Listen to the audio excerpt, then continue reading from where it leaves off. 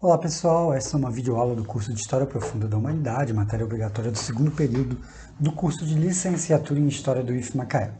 Eu me chamo José Knut, sou professor da matéria e gravo esse vídeo em julho de 2021, porque ainda estamos dando nossas aulas no modelo de atividades pedagógicas não presenciais, por causa da pandemia de Covid-19. Essa aqui é a segunda parte da videoaula sobre o nosso quinto tema, o processo de domesticação de plantas e animais pelos seres humanos. Olá pessoal, sejam bem-vindos de volta a essa videoaula sobre a domesticação neolítica. No primeiro vídeo, eu explorei algumas ideias fundamentais para entender esse processo de domesticação neolítica, especificamente essa questão dos recortes cronológicos, o neolítico propriamente dito, o que é isso e como é que a gente... não só em que momento da história é isso, quais são as datas disso, mas quais são as ideias, os conceitos ligados à periodização neolítico. E também vimos um pouquinho sobre a questão climática que estava acontecendo no planeta nesse momento, o fim da última era do gelo e a transição para o Holoceno. Eu falei para vocês que tudo isso ia ser importante para entender esse processo de domesticação. Nessa aula a gente vai propriamente dito falar desses processos. A gente já sabe o que é uma domesticação, a gente já sabe qual é o contexto climático e histórico em que isso vai acontecer. Então vamos propriamente dito falar desses processos de domesticação nessa segunda parte da videoaula. Bom, para entender as primeiras grandes hipóteses sobre o surgimento da agricultura e da criação de animais, a gente precisa entender duas coisas. Em primeiro lugar, se acreditava antigamente que o crescente fértil, que é essa região aqui do Oriente Médio, deixa eu dar um zoom nesse mapa para mostrar para vocês, que essa região aqui que pega, reparem que tem o nome de crescente fértil porque é no formato de uma lua crescente. Então reparem aqui saindo do Egito, no Vale do Rio Nilo, passando pela região que a gente chama do Levante, pegando aqui a região onde está o Mar Morto, o Rio Jordão, até aqui no norte a região da Mesopotâmia, que está escrito no mapa. A Mesopotâmia é toda essa região entre esses dois rios aqui, o Rio Tigre e o Rio Eufrates, até o Golfo Pérsico. Toda essa região do Oriente Médio a gente chama de crescente fértil. Se imaginava que nessa época, algumas décadas atrás, no século XX, se acreditava que era nessa região, há uns 10 mil anos atrás, no Neolítico, que teria acontecido o processo de domesticação dos animais.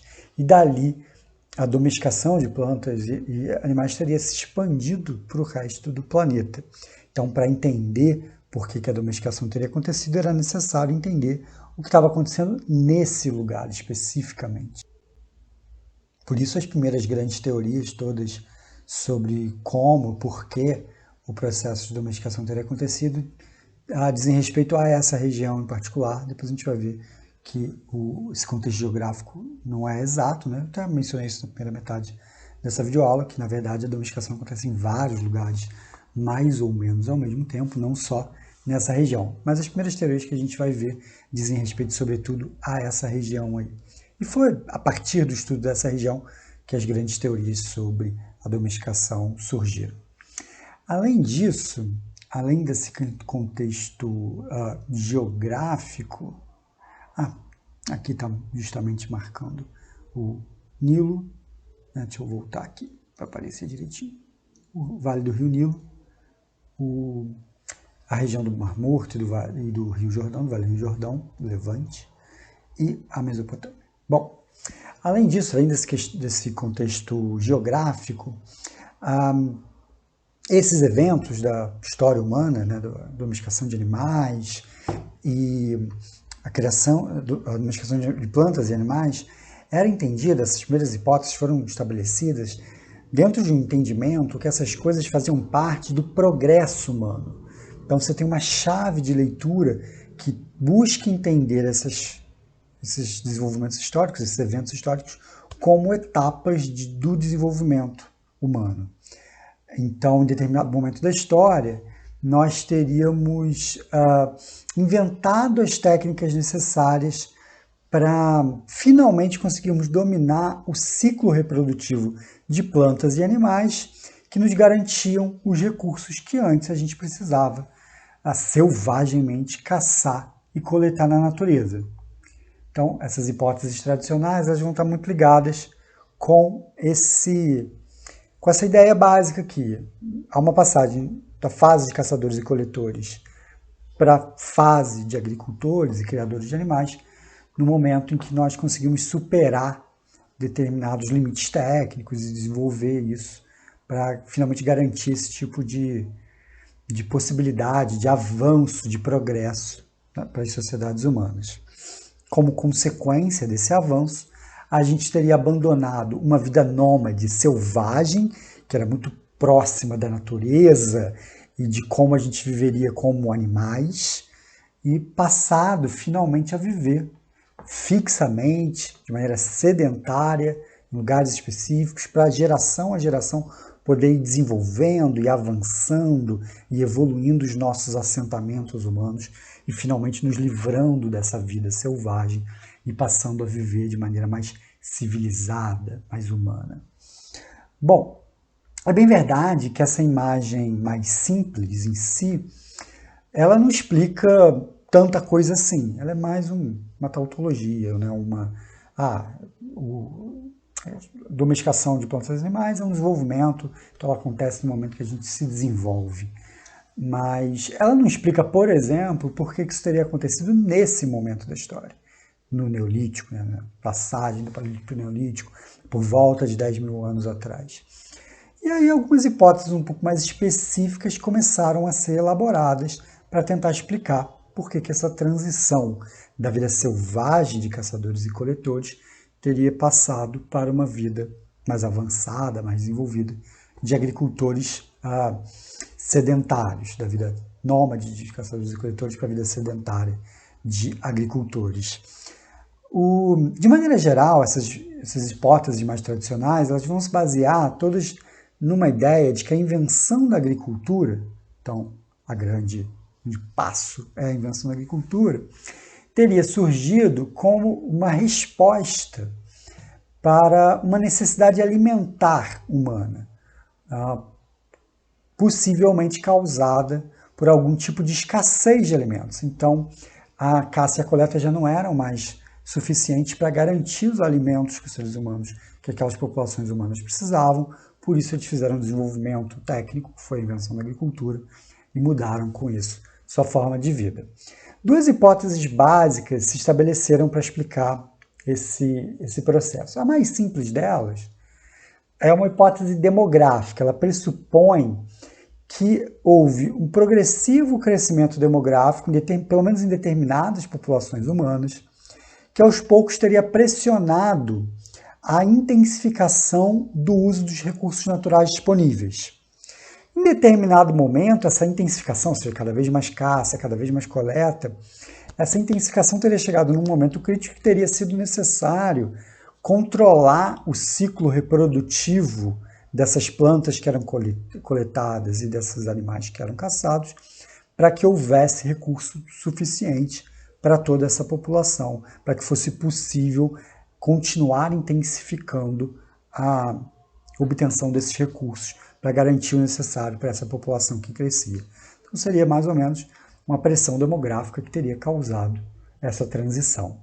Uma hipótese um pouco mais complexa, um pouco mais rebuscada, e que se tornou por muito tempo a grande hipótese sobre por que teria acontecido esse processo, e ela se tornou a grande hipótese porque ela foi popularizada por um arqueólogo muito importante e muito famoso do século XX, chamado Gordon Childe, que eu já mencionei, né, no vídeo anterior, que foi quem cunhou esse termo Revolução Neolítica, falou muito sobre esse assunto e difundiu uma hipótese, que é conhecida como a hipótese dos oásis, que passou a ser essa grande hipótese. Ela não pressupunha necessariamente um crescimento demográfico, mas pensava também num aumento de densidade demográfica, não causado necessariamente por um aumento da população, mas causado por uma concentração populacional. As pessoas de determinadas regiões, a gente está pensando sobretudo no Oriente Médio, começaram a se concentrar em algumas regiões. A ideia era de que em determinados momentos de ressecamento do clima, com o clima ficando mais seco nessa região do Oriente Médio, essas populações humanas, e isso é uma coisa importante também, populações de animais tiveram que ir se concentrando em lugares com melhores acessos a recursos hídricos, a água. Como o clima estaria ficando mais seco, você precisava se aproximar de lugares onde você tinha boas fontes de água, como, por exemplo, o Rio Nilo, o Rio Jordão, o Rio Eufrates, o Rio Tigres, justamente essas regiões dentro do crescente fértil. Na teoria, né, da hipótese do oásis, elas teriam funcionado exatamente como isso, como um oásis num clima que estava ficando mais seco, então as pessoas foram se concentrando nessas regiões onde tinha acesso à água.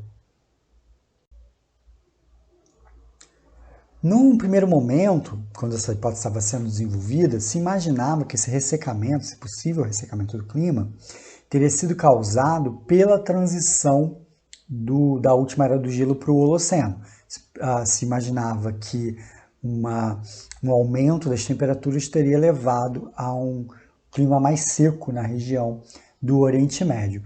Mais recentemente, se foi comprovando pelos estudos geológicos da região e tudo mais, arqueológicos, que aquela região do Oriente Médio, ela ficou mais quente, mas ela também ficou mais úmida no geral, né? Chovia mais. A média de chuva que também cresceu junto com as temperaturas. Então você não tinha por que imaginar um clima mais seco nesse longo processo de transição para o Holoceno. Porém, a hipótese dos oásis se manteve se conectando, usando como base o Younger Dryas, aquele fenômeno que eu mencionei para vocês na videoaula anterior, ali por volta de uns 11 mil anos atrás, em que houve um retorno, vamos chamar assim, de um clima um pouco mais glacial, próximo inclusive ao da última era glacial, mais frio e mais seco, no hemisfério norte. Então, teria sido nesse momento que as populações humanas e de animais teriam se concentrado nesses oásis próximos ao Rio Nilo, próximos ao Rio Jordão, próximos aos rios da Mesopotâmia. E o Younger Dryas explicaria, então, a formação, entre aspas, desses oásis. A ideia básica da hipótese do oásis é que essas populações humanas, ao ficarem restritas a uma região menor, ao não tendo mais a possibilidade de migrarem, de viverem uma vida nômade mais ampla, por territórios mais amplos, elas tiveram que intensificar o uso dos recursos presentes naquele lugar, naquele, entre aspas, oásis. E tiveram que desenvolver formas desse uso mais intenso não exaurir esses recursos, porque eles já não tinham mais a mesma amplitude de migração, de nomadismo, que eles poderiam ter antes, porque o clima tinha ficado mais seco, então determinadas regiões por onde antes eles migravam e viviam caçando e coletando, já não eram mais propícios à caça e à coleta, então eles precisavam ficar restritos em áreas menores, e por isso eles teriam começado a intensificar seu uso desses recursos. E isso teria acontecido no Younger Dryas. Essa seria a teoria a forma mais moderna de pensar a hipótese do oásis. Como consequência disso, essas pessoas tinham que começar a manejar esses recursos, então, sobretudo os ciclos reprodutivos, para evitar que essas plantas que eles colhiam, que esses animais que eles caçavam, fossem extintos daquele território. Eles precisavam manter aqueles recursos existindo no longo prazo naquele território, porque eles não tinham mais a mesma possibilidade de migração que eles tinham antes. Não é que eles estariam vivendo sedentários, eles podiam até estar migrando, mas por um corredor menor, próximo aos acessos à água, e eles não tinham mais como ir para lugares mais tão distantes assim. Ao mesmo tempo, eles estavam convivendo de maneira muito próxima com as outras espécies de animais. Isso teria permitido a esses seres humanos desvendar como funcionavam esses ciclos reprodutivos de cada uma dessas espécies, e mesmo falando das plantas, também eles começaram a observar isso melhor, e com o tempo conseguiram controlar melhor esses ciclos reprodutivos, permitindo um uso daqueles recursos, através da caça e da coleta, que fosse, entre aspas, sustentável no longo prazo, que eles conseguiam coletar a mesma quantidade de plantas que eles conseguiam plantar ali, ou de consumir a quantidade de animais que eles conseguiam reproduzir ali. E isso permitiu que eles não precisassem mais migrar no geral, e podiam passar a viver de maneira sedentária, de maneira fixa. Assim, desse processo de domesticação no contexto do oásis, teriam emergido populações de agricultores sedentários. Desde a sua formulação original, essa hipótese do oásis fez muito sucesso, mas ao mesmo tempo foi criticada por alguns. Por exemplo, o Robert Braidwood, ele chamou atenção para o fato de que a maior parte das plantas e animais domesticados tinham origem, vou voltar aqui nesse mapa, não nessas regiões que seriam os tais oásis, mas aqui mais ao norte do crescente fértil, do que hoje é a Turquia. Ali é uma região montanhosa, norte do Iraque, parte do Irã, e essa é uma região muito montanhosa, não é uma região exatamente que a gente poderia tratar como de oásis de recursos hídricos por conta dos grandes rios, e por outro lado era uma região menos seca, mais chuvosa. Então, a partir disso, o Braidwood questionava a hipótese do oásis.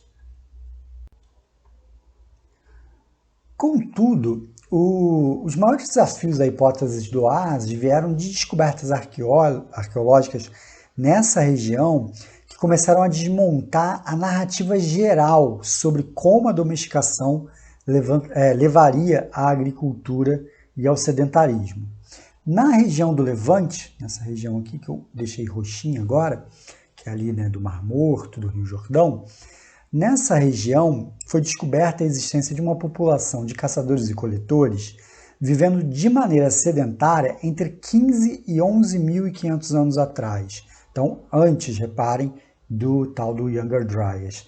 Essa cultura é conhecida como cultura natufiana. O mais interessante das descobertas dessa cultura natufiana são que você encontra nesses registros arqueológicos, né, nesses assentamentos sedentários de caçadores e coletores, uma série de ferramentas, instrumentos, aparatos e estruturas usados na colheita e no processamento do trigo.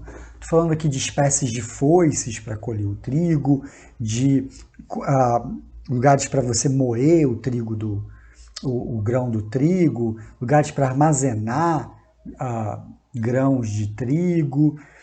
Porém, não existe qualquer indício nesses sítios arqueológicos de domesticação do trigo. A gente está falando de coisas criadas para lidar com o trigo selvagem. Parece que nessa época que a temperatura estava esquentando, né, já na transição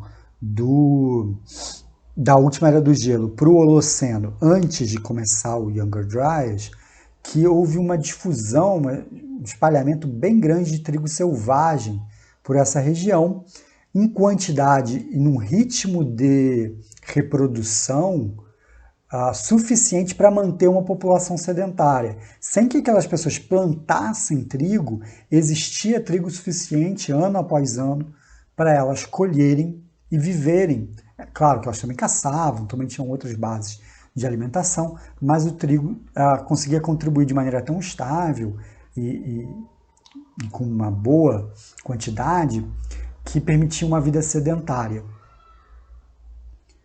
Isso muda completamente esse esquema básico de transição para a vida agrícola e sedentária e nos obriga a pensar outras hipóteses que não pensam dessa maneira aqui, da transição de caçadores e coletores para agricultores, da vida de nômades para a vida de sedentários. A gente precisa começar a pensar outras hipóteses a partir da descoberta da cultura natufiana e da descoberta que esses caras viviam em parte da coleta de trigo selvagem e com isso conseguiam viver de maneira sedentária. Então, a gente teria que estabelecer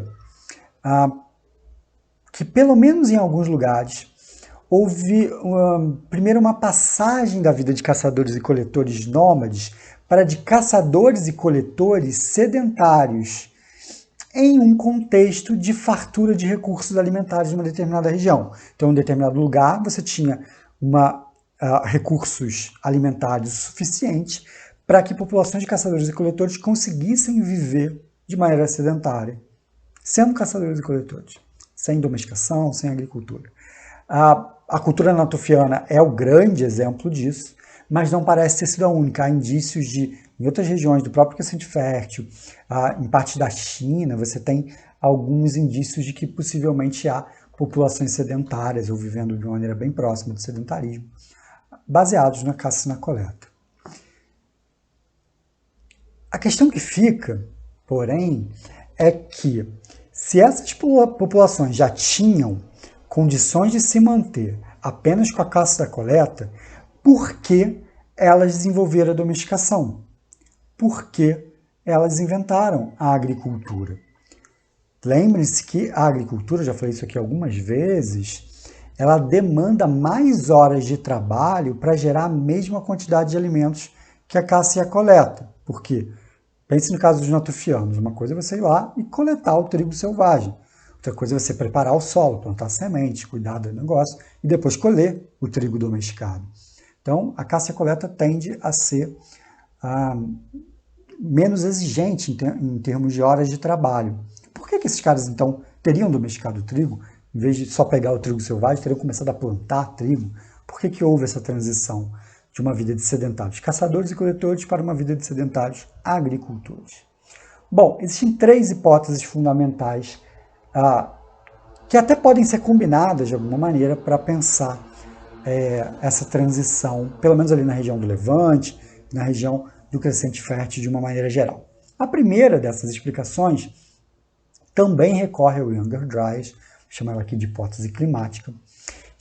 Ela diz o seguinte: essas populações elas se tornaram sedentárias antes do Younger Dryas, antes desse resfriamento e ressecamento do clima da região. Quando o Younger Dryas chegou, o trigo e os outros recursos selvagens ali disponíveis teriam deixado de ser abundantes num nível suficiente para aquela população local e demandou daquela população um manejo mais ativo, mais intenso desses recursos para garantir a sua subsistência. Assim, os conhecimentos de manejo mais simples que eles tinham desenvolvido para lidar, por exemplo, com o trigo selvagem, para colher, para armazenar, eles tiveram que começar a desenvolver isso, novas práticas e novas técnicas para garantir uma quantidade de trigo suficiente para manter a sua população. E isso teria levado à domesticação do trigo, a todo o desenvolvimento da agricultura. A segunda tese ela é bastante similar, mas ela não recorre à questão climática, mas ela enfatiza a questão demográfica. A gente poderia imaginar que um aumento, esse trigo selvagem, essa abundância, essa fartura de recursos alimentares, permitiu um crescimento da população, um crescimento demográfico. Só que esse crescimento demográfico ele não para exatamente no momento em que você chega na quantidade de pessoas que aqueles recursos conseguiriam manter. Ultrapassa esse limite. E aí, aquelas pessoas, para manter esse crescimento demográfico, para manter a sua população, tiveram que começar a fazer um manejo mais intensivo daqueles recursos. E aí volta naquele ponto. Esse manejo mais intensivo começa, então, a levar a um processo gradual de domesticação. Antes eles só colhiam, armazenavam, processavam, agora eles vão ter que começar a preparar o solo para que aquele trigo consiga proliferar melhor, depois vão ter que começar a pegar sementes e plantar por conta própria para que aquele trigo floresça, e aí eles vão começar a pensar, bom, mas qual trigo eu planto, aquele ali, esse aqui, e vão começar a fazer um processo de seleção, e aí tudo isso vai levando aos poucos a um processo de domesticação. Uma terceira hipótese aponta para um caminho completamente diferente de por que a agricultura teria se desenvolvido. Até aqui, reparem, eu estou falando de teses que trabalham na ideia de que os seres humanos, em algum nível, foram empurrados na direção da domesticação. Eles tiveram que domesticar para lidar com algo que estava acontecendo, uma pressão demográfica, uma mudança climática, alguma coisa que estava fazendo com que eles precisassem desenvolver essas técnicas. Essa tese vai pegar um caminho bastante diferente. Porque, apesar de ser mais dispendiosa, essa tese vai dizer que os seres humanos escolheram, ou pelo menos não se a população inteira, mas talvez a elite, ou grupos com poder dentro dessas populações, escolheram intensificar sua produção, ou seu acesso a recursos, através de técnicas que levaram à domesticação, ou seja, a intensificação do manejo dessas plantas e desses animais para aumentar a produção não foi uma resposta a um aumento demográfico ou uma resposta a uma mudança climática, mas foi uma ação deliberada para ter acesso a mais comida, a mais recursos. Isso poderia ter sido estimulado, inclusive, por uma elite querendo concentrar de alguma maneira esses recursos. Mas por que isso teria acontecido? Bom, alguns pesquisadores, talvez o mais famoso seja o Brian Hayden, eles apontam que é uma coisa interessante de se pensar. As estratégias humanas para acesso a alimentos, elas não podem ser pensadas apenas como uma estratégia, uma reação de obtenção de calorias necessárias para sobreviver. O que está em jogo não é meramente a alimentação fisiológica, a questão de ter comida para encher a barriga. Não é só isso que está em jogo. Os alimentos e outros recursos obtidos através da interação humana com o ecossistema em que nós vivemos, eles são importantes para atividades sociais, banquetes, festividades, rituais e as fontes de recursos alimentares, as formas como nós obtemos nossos recursos alimentares e os outros recursos de maneira geral, elas são afetadas também por questões ligadas a isso. Não é só porque tem uma população maior ou um clima pior que faz com que a gente tenha que reagir a isso, porque senão a gente vai passar fome e vai morrer. Não. Ações para obter recursos visando não acabar com necessidades fisiológicas, mas para obter recursos para atividades sociais, políticas, religiosas, também podem ser um fator causal nesse processo de desenvolvimento da agricultura e da domesticação, de maneira geral. Bom, então, o que eles vão sugerir a partir disso, a partir dessa ideia, é o que eu vou chamar aqui de uma hipótese cerimonial, o que seria que a domesticação de plantas e animais teria se desenvolvido como um método para garantir a obtenção de alimentos e outros recursos para a realização de grandes cerimônias, que poderiam ter um papel extremamente importante na ampliação, consolidação e a reprodução do prestígio, do poder de certos grupos dominantes dentro de certas comunidades ou de certas comunidades dentro de certos territórios, e isso que teria estimulado esse processo de transformação, de transição para domesticação e surgimento da agricultura e da criação de animais que a gente está estudando aqui. Para mostrar isso de maneira mais concreta, eu vou citar uma descoberta arqueológica importante que aconteceu no início desse século, no século XXI, nessa região ao sul da Turquia, justamente ali onde o Braidwood falava como possível local de origem da domesticação. Foi descoberto ali, nessa região, uma estrutura de pedra datada para cerca de 11 mil anos atrás, conhecida pelo nome de Göbekli Tepe. O Göbekli Tepe, então, é uma grande estrutura, reparem em cima, na parte de cima, uma foto da escavação e embaixo uma reconstrução hipotética do processo de construção dessa estrutura. Esse é um sítio arqueológico muito impressionante, ele é grandioso, ele tem um tamanho bastante significativo, ele é muito antigo, 11 mil anos atrás, e ele surge num contexto em que, ao que tudo indica, a gente não está falando aqui de uma população sedentária agricultora construindo uma estrutura no seu assentamento.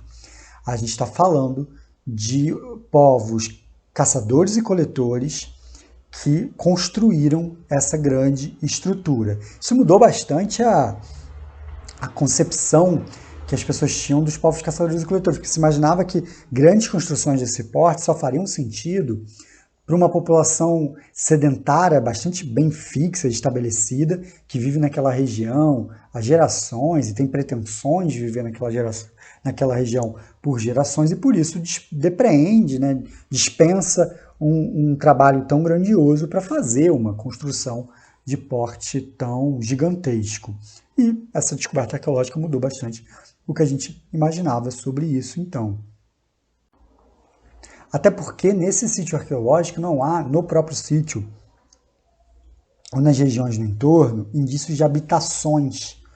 Então, o que se supõe é que esse era um centro de encontro, onde grupos da região, possivelmente nômades, se encontravam nesse lugar. Para fazer o quê? O que esse lugar era?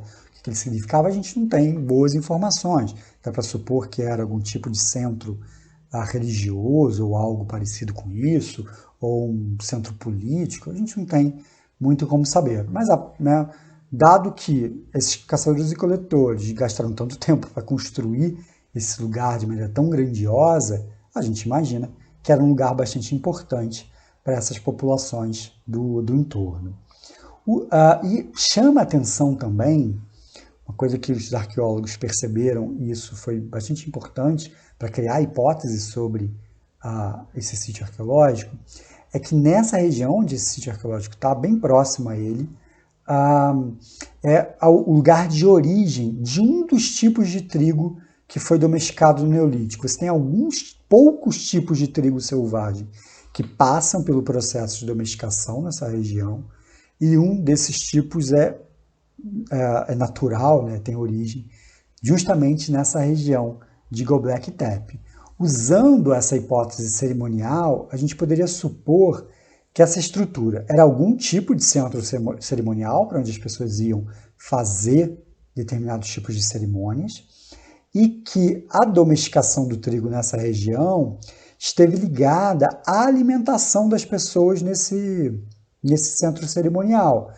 Por um lado, talvez os próprios construtores para alimentar as pessoas que devem ter passado um bom tempo, anos possivelmente, construindo esse lugar, esse centro, e também os próprios visitantes que deviam se encontrar ali, considerando o tamanho da estrutura, deveria muita gente se encontrar ao mesmo tempo nessa região, devia ser um lugar onde acontecia uma festividade, algum tipo de cerimônia, alguma coisa de grandes proporções. Então, talvez em algum tipo de banquete, algum tipo de festividade, esse trigo domesticado tenha desempenhado um papel importante.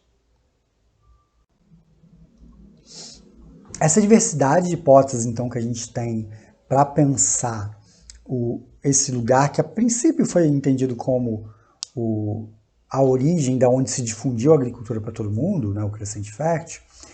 Hoje a gente sabe que não é isso, mas a diversidade que a gente tem de hipóteses para explicar o desenvolvimento da domesticação dessa região é a ponta do iceberg, na verdade, de uma diversidade ainda maior de hipóteses que foram se estabelecendo ao longo do tempo com a descoberta de outros centros independentes de domesticação. Então, se você sabe que tem um centro de domesticação na Amazônia, um centro de domesticação nos Andes, centro de domesticação na Mesoamérica, um centro de domesticação na América do Norte, centro de domesticação na Nova Guiné, centro de domesticação na África Subsaariana, no Sahel, dois centros de domesticação diferentes na China. Então você sabe que tem lugares muito diferentes envolvendo agricultura, domesticação e agricultura, e por isso você vai criando hipóteses muito variadas para pensar esses contextos específicos. É claro que o fato desses diferentes lugares do mundo viverem um processo similar de domesticação, mais ou menos na mesma época, serve de indício para a gente pensar que algum ou alguns elementos em comum existiam em todos esses lugares. E como a gente está falando de populações dispersas pelo planeta, que não tinham contato entre si, o principal suspeito de elemento em comum para todas essas populações é a tal mudança climática ligada à transição para o Holoceno. A gente não tem nada que conecte a domesticação no Oriente Médio com a domesticação na Amazônia, a não ser o fato de que essas populações estavam vivendo uma mudança climática planetária importante ligada à transição para o Holoceno. Então é possível pensar que esse é, sim, um fator importante. Contudo, como são lugares muito diferentes, com realidades ecológicas e mesmo culturais muito diferentes, também é importante pensar que esse processo similar de domesticação assuma formas específicas variadas e diversas de lugar para lugar, o que demanda hipóteses específicas para explicar cada um desses lugares, cada uma dessas domesticações. Seria impossível dar conta aqui, nessa aula, de toda essa diversidade, parar para olhar lugar por lugar, quais são as hipóteses que existem, como que é pensado, como os pesquisadores que trabalham naquele lugar pensam o processo de domesticação. Eu vou usar, então, o caso das Américas para explorar um pouquinho essa diversidade. Isso por dois motivos. Primeiro, os estudos sobre a América têm sido importantes para quebrar algumas dos pressupostos mais fundamentais sobre o que seria o processo de domesticação, quais seriam as consequências do processo de domesticação, o que seria o desenvolvimento da agricultura no Neolítico. Algumas ideias muito bem estabelecidas começaram a ser derrubadas pelo estudo nas Américas. E o segundo motivo é que são as Américas, é o continente que a gente vive, então a gente tem aí alguma conexão mais direta. Então, para falar um pouco, inclusive, sobre a Amazônia, por exemplo, que está no nosso continente, no nosso país, é interessante usar as Américas como exemplo. Então, vamos olhar para o caso das Américas. Bom, o registro arqueológico das Américas mostra a formação de sociedades plenamente agrárias e sedentárias em datas bem posteriores às que são encontradas na Afro-Eurásia de maneira geral, sobretudo nesse corredor do Crescente Fértil para a Índia, Vale do Rio Indo, na China. Ali você tem populações já sedentárias, claramente agricultoras, há 9, 8 mil anos atrás. No caso das Américas, os indícios mais antigos de populações sedentárias, vivendo na base da agricultura plenamente, são datados para 4.000 a.C., as mais antigas, ou seja, uns 6 mil anos atrás, e o número delas se torna significativo mesmo em datas ainda mais posteriores, volta ali de 2.000 a.C., ou seja, uns 4.000 anos atrás. Contudo, os arqueólogos que estudam o processo de domesticação das Américas estão encontrando, cada ano que passa, registros mais antigos de indícios de domesticação de plantas nas Américas. E atualmente, os mais antigos indícios de domesticação das Américas já batem com as mesmas datas dos indícios mais antigos de domesticação no Oriente Médio e na China, por exemplo, que são dois lugares que têm domesticação muito antiga. Então, nas Américas, esses centros de domesticação nas Américas, eles são possivelmente tão antigos quanto esses da Ásia, por exemplo, mas as sociedades agrárias que se desenvolvem a partir dessa domesticação não são tão antigas nas Américas quanto essas da Ásia. Então, isso gera uma pergunta que os pesquisadores da arqueologia das Américas têm se feito, Como e por que ocorreu esse processo de domesticação que parece ter sido tão diferente, ter tido resultados tão diferentes? Nesses estudos tem uma arqueóloga bastante importante, chamada Dolores Piperno, que estudando sobretudo a Mesoamérica, a região ali do México, América Central, mas usando os dados das pesquisas dela nessa região, comparando com os dados das pesquisas na região amazônica, em outras regiões da América do Sul, ela percebeu que existem fortes indícios de que esse processo de domesticação faz parte, na verdade, de um processo de mudança nas estratégias de subsistência das populações locais que passaram a associar essas pequenas plantações à caça, pesca e coleta. Então, o que você tem aqui é o desenvolvimento de uma nova forma de manejo do ecossistema que envolve um processo de domesticação. Mas esse processo de domesticação ele é associado com a caça e com a coleta, e essas populações continuam sendo nômades, ou pelo menos semi-nômades, vivendo, migrando. Então a gente não está falando de populações sedentárias, está falando de populações nômades e semi-nômades que fazem agricultura associada com a pesca, com a caça e com a coleta. O desenvolvimento da domesticação e dessas pequenas plantações seria o resultado, por sua vez, de um processo do manejo das plantas coletadas, sem que isso envolvesse, então, a sedentarização completa que ocorreu no caso do Oriente Médio. Aqui, reparem, o que ela está identificando para as Américas não é tão diferente assim do processo que aconteceu no caso lá do Oriente Médio, que a gente viu agora há pouco. O manejo para intensificar a obtenção de recursos das plantas que se coletava gera o processo de domesticação. A grande diferença é que isso não gerou, no caso das Américas, essa distinção muito rápida e clara de plantas domesticadas e uma vida sedentária baseada na agricultura. Essa domesticação foi um processo mais de construção de um repertório de formas de obtenção de recursos mais diverso.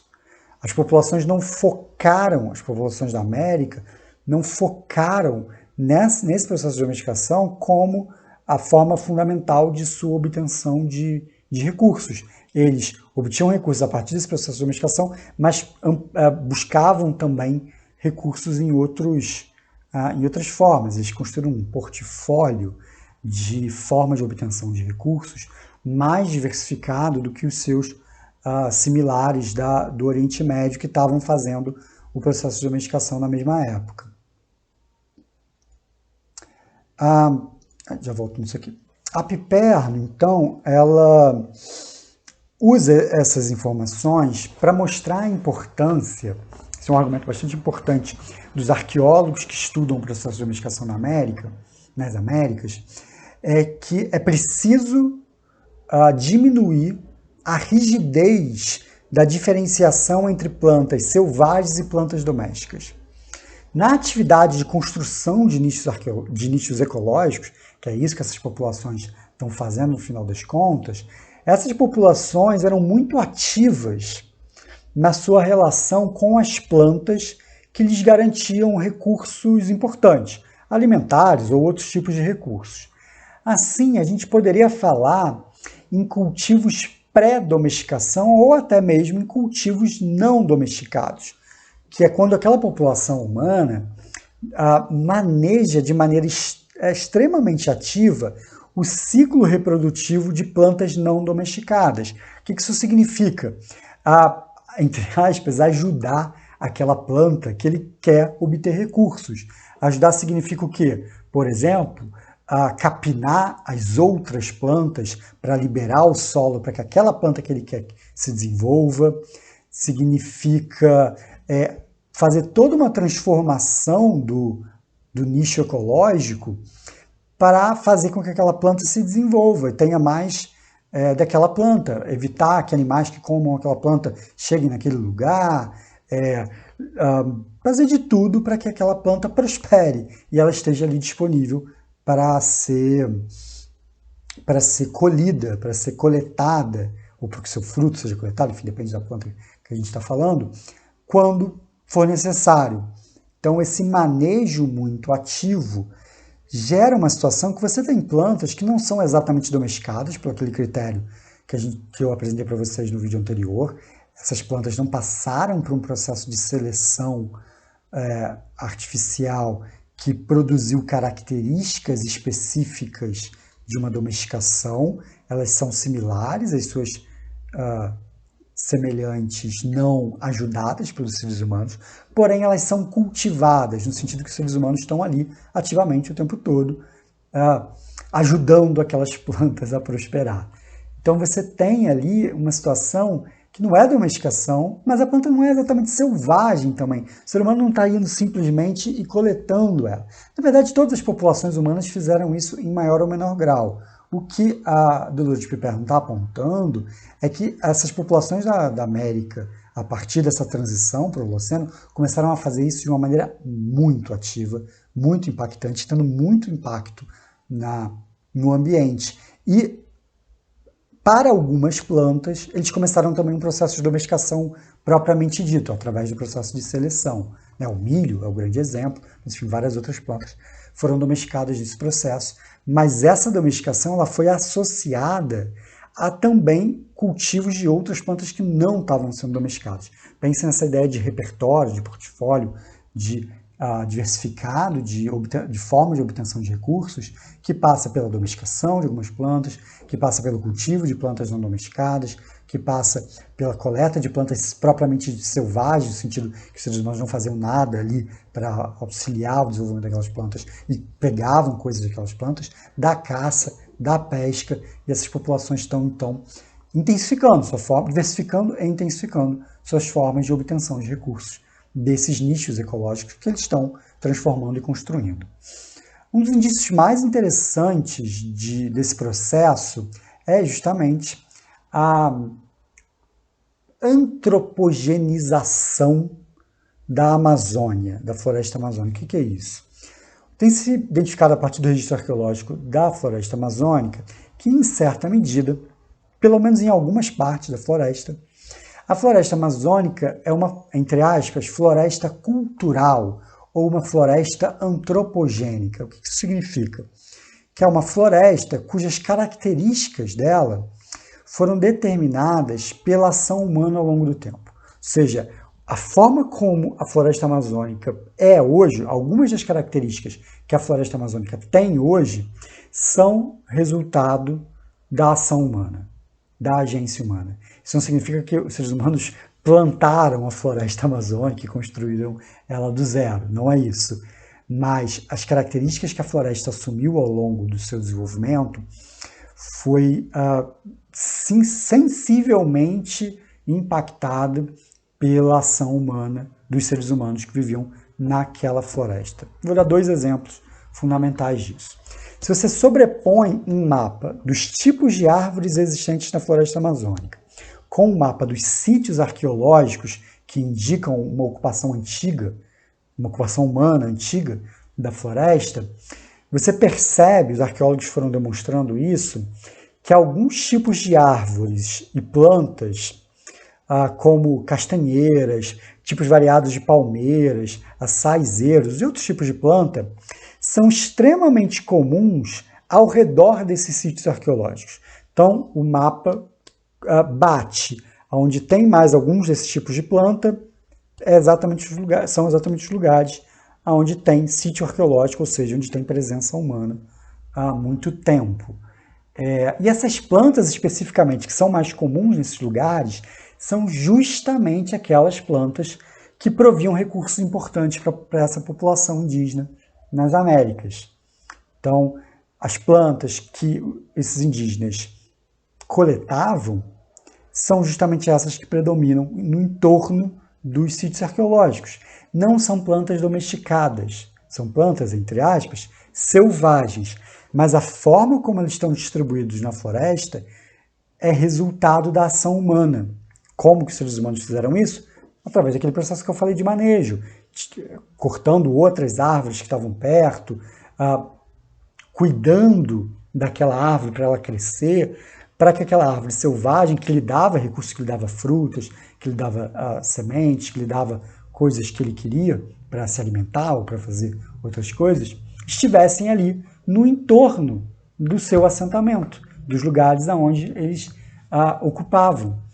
Isso significa que, apesar de não terem sido domesticadas, a ocupação da floresta por essas árvores é resultado do manejo humano. Um manejo cujo objetivo era garantir recursos para essa população. Então, é domesticação dessas árvores? Não é. A gente viu o conceito de domesticação, essas árvores não são domésticas, não foram domesticadas. Mas a floresta em si é resultado de um processo, é transformada pelo manejo humano, pela forma diferente como os seres humanos começaram a manejar os recursos que eles utilizavam. Um outro elemento importante da floresta, além dessa concentração de plantas de interesse para os seres humanos no redor desses sítios arqueológicos, é a chamada terra preta de índio, que é um tipo de solo extremamente fértil, existente justamente nessas mesmas regiões da Amazônia, e que é resultado da ação humana. Essa terra ela é antropogênica também, ela é resultado da ação humana, ela não é natural, entre aspas. Ela é resultado da ação humana combinando diferentes elementos, acumulando ali no solo cinzas de carvão, material orgânico, né, de animais, ou de adubo animal, ou mesmo humano, ou enfim, material orgânico de maneira geral, que vai sendo concentrado ali, misturado com a terra, para ir aos poucos, ao longo de gerações e gerações, transformando aquela terra numa terra mais fértil. E o resultado disso é que hoje você tem em alguns lugares da Amazônia solos extremamente férteis, só esses solos, terra preta de índio. O solo da Amazônia em geral não é muito fértil para a agricultura, mas esse solo, terra preta de índio, até hoje é onde se dá para fazer bons cultivos na Amazônia. E é interessante ver como esses solos que foram sendo preparados justamente para essas populações plantarem suas plantas domesticadas, né, eles fazem essas árvores serem mais presentes no seu entorno, mas na região onde eles vão plantar as plantas domesticadas dele, mandioca, por exemplo, o milho, que não é domesticado nessa região, é domesticado na Mesoamérica, mas chega, é difundido para a Mesoamérica, os indígenas começam a plantar também, eles precisam preparar um solo para poder plantar. E é interessante que até hoje isso afeta a forma como é a distribuição de comunidades pela floresta amazônica. As comunidades indígenas amazônicas, as populações locais da Amazônia, para dentro da floresta, se concentram justamente em regiões que ao longo da história foram ocupadas, porque foi tendo um processo de construção desse solo, dessa terra preta de índio, que é fundamental para a subsistência dessas populações humanas na floresta até hoje. Cabe perguntar, diante de tudo isso que eu estou falando sobre as Américas aqui, por que esse processo ocorreu nesse período? Né? Essa é sempre uma pergunta importante. Sabendo que alguma coisa aconteceu, por que aconteceu nesse momento? Não antes, não depois. Por que nesse momento? A hipótese da Piperno dialoga justamente com aquele fato que eu estava falando antes, de que esse processo de domesticação nas florestas tropicais da América do Sul, da América Central, da Mesoamérica, ela acontece justamente no mesmo momento que em outros lugares também estão acontecendo domesticação, no Oriente Médio, na China. Então, ela pressupõe, a partir disso, que a mudança climática, marcada pela transição para o Holoceno, é um elemento fundamental para explicar o processo de domesticação em escala global. Mas ela precisa olhar e o que esse processo global está causando especificamente nessas regiões que eu estudo. A resposta dela é preciso levar então em consideração quais são as transformações que estão acontecendo nas Américas diante dessas mudanças climáticas. E o que ela aponta como as mudanças mais importantes são a expansão das florestas, as florestas tropicais, que ganham muito terreno, muito território, justamente nesse momento, e a extinção do que ainda restava da megafauna americana. Então são essas duas coisas que acontecem nesse momento, e segundo ela, essas duas coisas fazem com que essas populações que viviam no continente tenham que mudar as suas estratégias de obtenção de recursos. E isso faz com que, pelo menos em alguns lugares, isso gere essa intensificação do manejo das plantas, que cria essa nova forma de construção de nicho ecológico, que tem, entre outras estratégias do seu repertório, a domesticação de algumas plantas. Bom, eu espero que esses exemplos e hipóteses que eu mostrei para vocês ao longo desse vídeo tenham ajudado vocês a pensar sobre o que me parece aquilo que é o mais importante no processo de domesticação neolítica. Mais do que entender cada caso específico, entender as diferentes hipóteses para cada caso específico, isso está bem, riqueza de detalhes, cada um desses casos que eu mencionei ao longo dessa aula, o mais importante para mim é que vocês percebam, entendam, que a gente está falando de um processo bastante complexo de transformação ecológica, de transformação na forma como as populações humanas interagem com o ecossistema que essas populações estão inseridas. E eles mudam, eles têm uma transformação nessa relação ecológica, fazendo com que haja aqui a construção, reprodução e transformação nas condições nas quais aquela população vive, né? Nas condições em que ela obtém os recursos necessários para a sua vida. Ou seja, o que eu estou querendo dizer é, esse processo de domesticação, ele é fundamentalmente uma mudança na forma como as populações humanas em diferentes lugares do mundo construíam seus nichos ecológicos.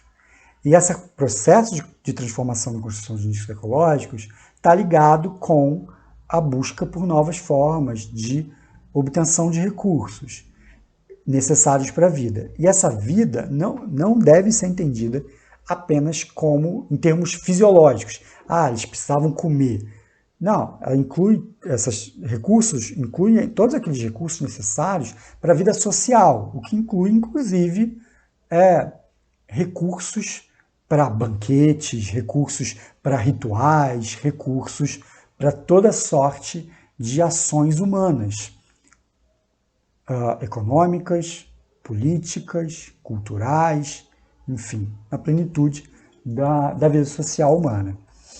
A gente está diante de uma intensificação substancial dos procedimentos de construção de nichos ecológicos por diversas populações humanas vivendo em diferentes regiões do mundo, em um momento crucial de mudança climática. Esse é o resumo da ópera, o que a gente tem que saber fundamentalmente sobre o processo de domesticação neolítica.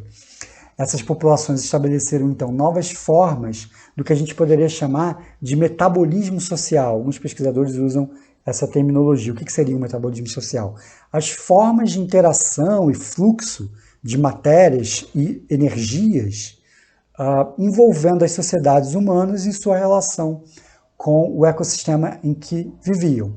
O mundo social, cultural, histórico, que se construiu nos milênios seguintes, é filho desse processo histórico de construção desse novo metabolismo social. Então, em resumo, esse é o processo de domesticação neolítico. O processo de domesticação neolítico não é meramente uma nova fase tecnológica, não é meramente uma mudança na forma como os seres humanos constroem seus assentamentos, passam a viver sedentários. É uma mudança muito profunda e complexa de como os seres humanos constroem o seu lugar no ecossistema que eles vivem. Isso implica uma série de transformações nesse ecossistema, inclusive de transformações em alguns seres vivos. Não é só, quando eu falo de transformação, não é só a que mudou a forma como eles constroem coisas, como eles mexem no solo. Não, se eles desmatam ou não desmatam, se eles incendeiam ou não incendeiam. Não, isso é profundo no nível de, entre aspas, criar novas espécies a partir de um processo de seleção artificial, que a gente chama de domesticação de plantas e animais. Bom, para encerrar essa aula, eu vou passar então para as nossas atividades dessa semana. Na nossa aula síncrona, ficou faltando aqui o tópicozinho, faltou o tópico da aula síncrona. Na nossa aula síncrona, a gente vai fazer um debate sobre o papel que a América, enquanto esse continente isolado por tanto tempo do Velho Mundo, no qual ocorrem processos históricos tão particulares e específicos, qual é o papel que esse continente tem nessa ideia, para a gente pensar a história profunda da humanidade. Quais são os vieses que a gente acaba tendo para pensar a história da América, estabelecidos pela centralidade que normalmente se dá para a história euroasiática, muito eurocêntrica. Então, pensar um pouco o lugar do passado profundo da América na história profunda da humanidade. É isso que a gente vai debater na nossa aula síncrona. Como leituras sugeridas, a gente não tem uma leitura obrigatória nessa semana, mas como leituras sugeridas, para vocês aprofundarem os conhecimentos de vocês nesses assuntos, eu sugiro essas coisas aqui que estão na tela. O capítulo do livro organizado pelo Walter Neves e pelos colegas dele, chamado Assim Caminhou a Humanidade, o capítulo sobre o Neolítico, que faz um mapeamento bem legal do processo de domesticação em diferentes lugares do planeta, fala do crescente fértil, mas fala da China também, fala das Américas, então é um capítulo bem legal. E se vocês estiverem interessados especificamente na Amazônia, que é um assunto que me parece muito interessante, que imagino possa despertar o interesse e curiosidade de vocês, eu sugiro esse capítulo do livro do Reinaldo José Lopes, que é um capítulo que trata justamente do processo de surgimento da domesticação na Amazônia, e sugiro uma palestra do Eduardo Neves, que é um arqueólogo brasileiro mais importante, que trabalha com essa questão da arqueologia amazônica, dessas descobertas que levam a essa nova visão sobre o processo de domesticação nas Américas e sobre uma nova visão sobre o que é a Amazônia também. Eu ia falar o que é a Amazônia antes da colonização do Brasil, mas até hoje, né, o que a gente imagina que a Amazônia é uma imagem de um lugar, né, vazio, a ser ocupado e tal, e as pesquisas arqueológicas do Eduardo Neves, do grupo que ele faz parte, transformam bastante essa forma de enxergar o que é uma floresta tropical como a Amazônia. É um vídeo bem legal, uma palestrazinha curta dele, uns menos de 15 minutos. Botei lá no Moodle para vocês. Sugiro que vocês vejam caso vocês tenham interesse particular nesse assunto da arqueologia amazônica. Ele vai explicar qual a importância dessa arqueologia amazônica. Tá bom? Então é isso. Espero que esse vídeo tenha ficado interessante, que vocês tenham gostado do assunto. É um assunto que a mim particularmente me interessa bastante. Acho muito instigante pensar esses temas. E a gente se vê, então, na nossa aula síncrona ou na nossa próxima videoaula. Um abraço, pessoal. Tchau, tchau.